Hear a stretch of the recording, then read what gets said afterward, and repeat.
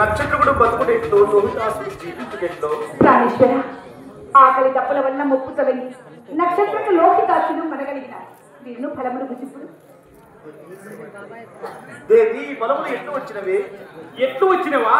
మా యమ్మ పూర్వపుణ్యములు వచ్చినవి. అట్లే కావచ్చు దేవి. మనము నేటి రేయి నిద్రింప ఒక వటలు నాకు ఆకలి తప్పులు అడిగినవి, కానీ మనము నేటి రేయి నిద్రింప ఒక వటవృక్షం ఇక్కడనే ఉన్నది. ఆ వటరాజు ఏ చోటున్నది స్వామి? వాడే దండపుత్రుడు కాబోలు. ఇక ఎట్లయినానో వీరిని అతడు చేరటం మంచిది. అలాగైనా హరిచంద్ర, చీకటి పడకూడమే మనము ఇక్కడ నుండి బయలుదేరడం మంచిది. నాకు నిద్ర తూగి వచ్చుతున్నది. ఆ వటరాజు ఏ చోటున్నది స్వామి? దేవి అటు చూడు.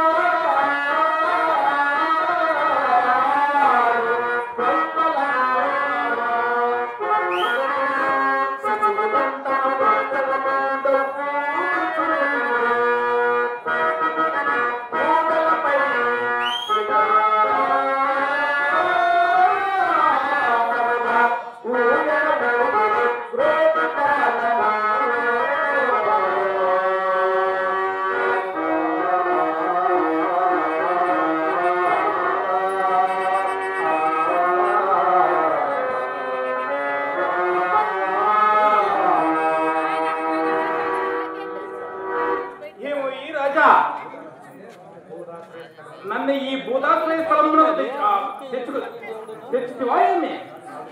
కాదు కాదు, మనకు నివాస యోగ్యమైన చోటుకే. అట్లయినా ఇక్కడ ఒక వస్త్రం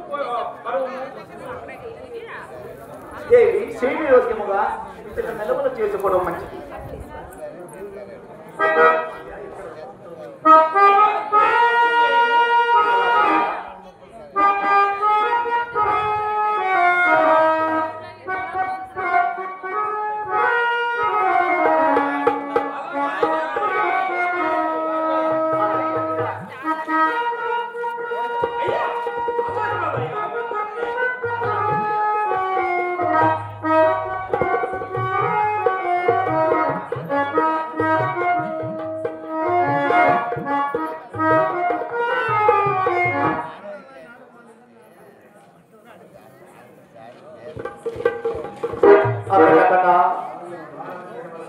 కాలాంజనములందినట్లు బ్రహ్మాండమందయు అంధకార బంధురమై ఎంత భయంకరముగానున్నది.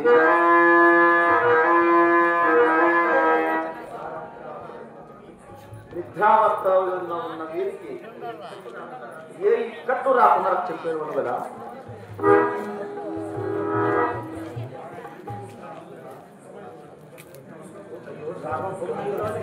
అయ్యో, సార్వభౌమునికి ఇల్లాదిగా ఇన్ని కట్లు. నేను ఎంత ధైర్యము అవలంబిస్తానన్నాను.